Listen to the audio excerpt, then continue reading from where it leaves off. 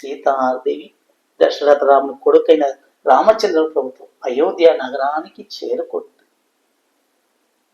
అయోధ్య నగరం ఆనందంగా సీతమ్మ తల్లి ఎంతో ఆహ్లాదంగా జీవనం చేస్తుంది. ఇలాంటి సమయములు రామచంద్ర ప్రభుకి వనవాసం. ఆ వనవాస సమయంలో సీతాదేవి అల్లారిముద్దుగా పెరిగిన లెక్కలేని సొమ్ము అంటే లెక్కలేని ఆభరణాలు ధరించిన సీతాదేవి నారి బట్టలతో రామచంద్ర వెనుక నిలుస్తుంది కదప్ప. ఎంతటి మాయ అండి. బంగారులో జన్మించి బంగారులో పెరిగిన ఆ సీతమ్మ తల్లి వనవాసంలో రాముల వెనుక ఒక నారికట్ట బట్టలతో వెళుతుందండి. ఆ యొక్క జీవనం ఎలా సాగుతుందండి. వనవాస టైంలో అందరూ ఆనందంగా ఉంటారండి. ఆ యొక్క రామచంద్ర ప్రభు లక్ష్మణ ప్రభువుతో సీతమ్మ తల్లి ఆ వనవాసం ఎలా సాగిస్తాననేది కూడా తెలియదండి. అంత ఆనంద పరిస్థితిలో, అంత సంతోషకరమైన పరిస్థితిలో అక్కడ అనుకోకుండా విచిత్రం జరిగిందండి. మరీచిని యొక్క మాయాజాలం బంగారు జింక. ఆ రావణ బ్రహ్మ యొక్క నాటకములు మరీచుడు బలి, సీతమ్మ తల్లి అయోమయం. ఆ యొక్క బంగారు జింక అక్కడ తిరుగుతూ ఉంటే సీతమ్మ తల్లి చూసి రామచంద్ర ప్రభుని చూసి, ప్రభు నాకు ఆ బంగారు జింక కావాలి అంటుంది. రాములు చెప్తారు, అమ్మా వైదేహి నీకెందుకమ్మా బంగారు జింక అంటే, ప్రభు నేను పుట్టుకతోనే బంగారుతో పుట్టాను. జనక మహారాజు పుత్రికైన నాకు బంగారము ఎంత ఉన్నది కనకము నాకు తెలియదు. దశరథ మహారాజి కోడలుగా నేనున్నా, దశరథ మహారాజి కోడలుగా నేనున్నా, ఎంత బంగారు ఉందో నాకు తెలియదు.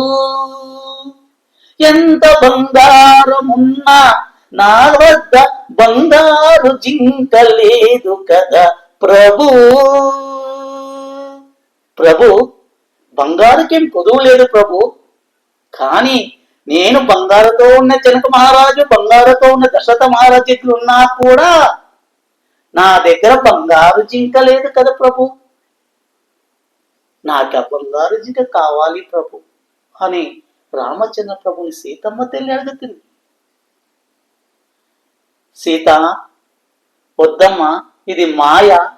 ఈ అడవి ప్రాంతంలో బంగారు జింకి ఎందుకు వస్తుందమ్మా, మనకి ఈ మాయల వద్దమ్మా అని దశరథ మహారాజు కుమారుడైన రామచంద్ర ప్రభు సీతాదేవికి చెప్తున్నాడు.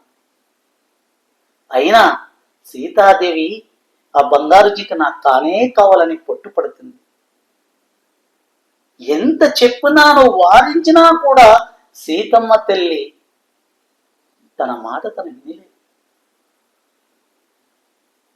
అప్పుడు సీత కోసం నేను తెస్తాను అని బంగారు జింక కోసం రామచంద్ర ప్రభు వెళ్ళినప్పుడు ఆ మరీచుని యొక్క మాయా జింకతో రామచంద్రుడు పోతుంటే అక్కడ ఆ యొక్క బాణముతో లక్ష్మణ అని పిలుస్తాడు. రామచంద్ర ధ్వనిలో లక్ష్మణ పిలుస్తాడు. సీతమ్మ తల్లి, లక్ష్మణ అన్నగారికి ఏమో ఆపద వచ్చిందనైనా, నువ్వు పోయి అన్నని చూసుకొని రానైనా, ఆ బంగారు జింక కావాలని, ఆ బంగారు జింక కింద పడిందేమో, దాన్ని ఎత్తుకొచ్చే కైతా లేదేమో, ఇద్దరుపై ఆ బంగారు జింక తెయ్యండి అని లక్ష్మణ్ చెప్తాడు, అమ్మా ఏమీ జరగదమ్మా, ఇదేమో మాయమ్మ. ఈ అడవి ప్రాంతంలో బంగారు జింక రావటం ఏమిటి, మీరు కోరటం ఏమిటి, నా అన్న వెళ్ళటం ఏమిటి అమ్మా, వద్దు తెల్లి, నీ పాదాల దగ్గర నేను ఉంటాను తెల్లి, నేను వెళ్ళును అంటాడు. అయినా సీతాదేవి వదిలలేదు. నువ్వు వెళ్ళాలి లక్ష్మణ అంతే.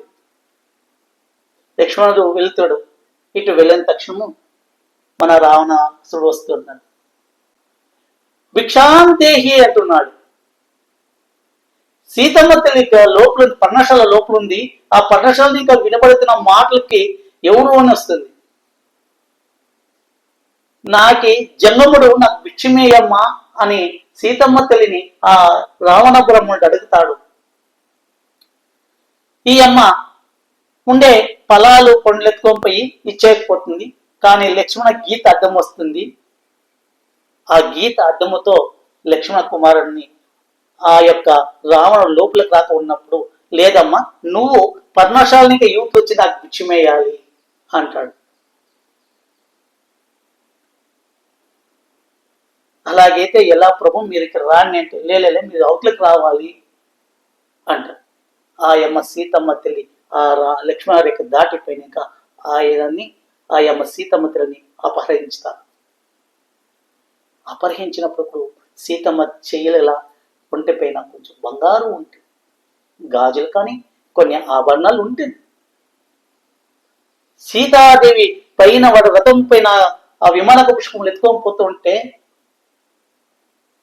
ఆ సీతాదేవి ఆ యొక్క బాధను తెలుసు కూడా కొన్ని బంగారు ఆభరణాలు వదిలేస్తుంది, ఆడాడ వదిలేస్తుంది. ఆ వదిలేసినాక అక్కడక్కడ పోతుంది. జటాయుతో యుద్ధం. మళ్ళీ సీతమ్మ తల్లిని అశోకవనముల రావణుడు పెడతాడు.